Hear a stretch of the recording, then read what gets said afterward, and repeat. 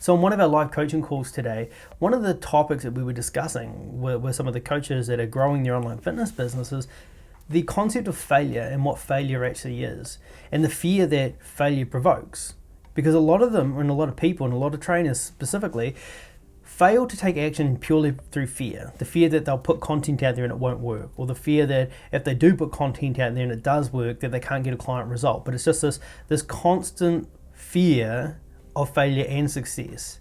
And I think the easiest way to overcome those fears is to really understand what failure looks like and what success looks like. So then we have an understanding of expectation of what success actually looks like and what the work is that's needed to achieve certain things, but then also understand like how failure is a good thing. How failure just means we're either learning or getting the right people.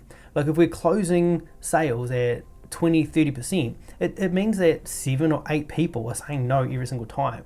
Now that's not a bad thing, that's just a thing, right? But if you don't know that, then you're thinking everybody's saying no to you. And if you've got 3 calls or 3 consultations booked in and all 3 of them say no, and that's your first ever sales call, then the expectation shouldn't be that they're going to buy, because it's just a mathematical equation. It's not the fact that you should get 1 out of 3 or 1 out of 5. It's like you might need a number of like 20 or 30 calls to be able to get the proper analysis of whether you're doing well or not. But then also if you're not tracking like your show up rates or why people aren't buying from you, because your offer might not be right, the pricing might not be right. You don't know if it's just your sales process that's wrong. It could be the whole process in itself. So I'm going to dive on the computer here and just show you what we've got in the Fit Pro School that's free for all coaches and trainers to actually use. Because the key is, we can give you all the tools, we can give you all the coaching and training, but you still have to take action. You still have to believe that you can help other people, and you still have to be willing to put yourself out there. I have a philosophy where I say, I'm okay to be shit at something until I get good at it. I'm expected to be shit at it until I get good at it. And you should expect to be shit at it until you get good at it. But you're never going to get better if you don't put yourself out there, if you don't actually try. So let's have a look at some of these systems now. So the first thing we've got inside the school here is, we start with the beginning, right? Who is it that you're trying to help? What's the problem, pain point, all that type of stuff. Before we move into things like generating leads, because who are the leads? We need to know who they are and what they're looking for.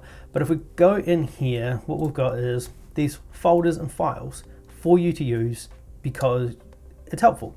So the first thing is like, we have to start with goals. What are you trying to achieve? Because if we don't know what we're trying to achieve, then we can't establish whether we are failing or succeeding.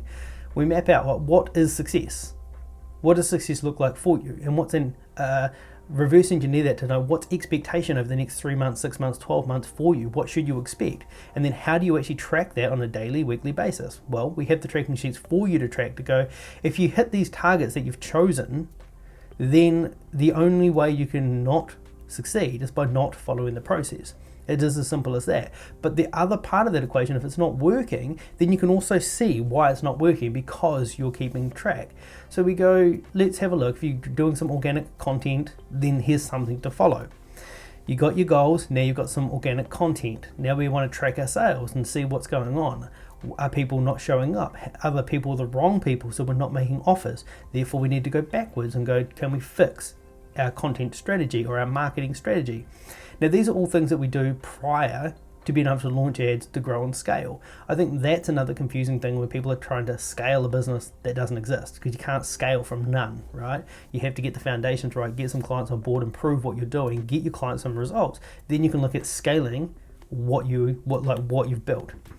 Then we have a look at, like, here is some scripting. Like, what do you actually say to people to try to get them on calls? And then calls themselves, like, one of the conversations we had today around the same topic was they're afraid of selling. They don't like the concept of selling. And then if we break that down and go, what is selling? If you know the person that you're trying to help, and you know what they need help with, and they've been stuck in there, it's fair to ask if they're open to getting some help. Because they can say no. And most people will say no, right? Because, like I say, even at 20%, 8 people are saying no. But the people who are ready right now and actually want what you've got, you've given them the opportunity to say yes. So it's just changing the mindset of what you're offering. We're not trying to convince someone who doesn't need help to do anything. All you're trying to do is find somebody who's been potentially going to the gym for the last 5 years and sick and tired of not getting any results. And if you can truly help them, then just offer them some help.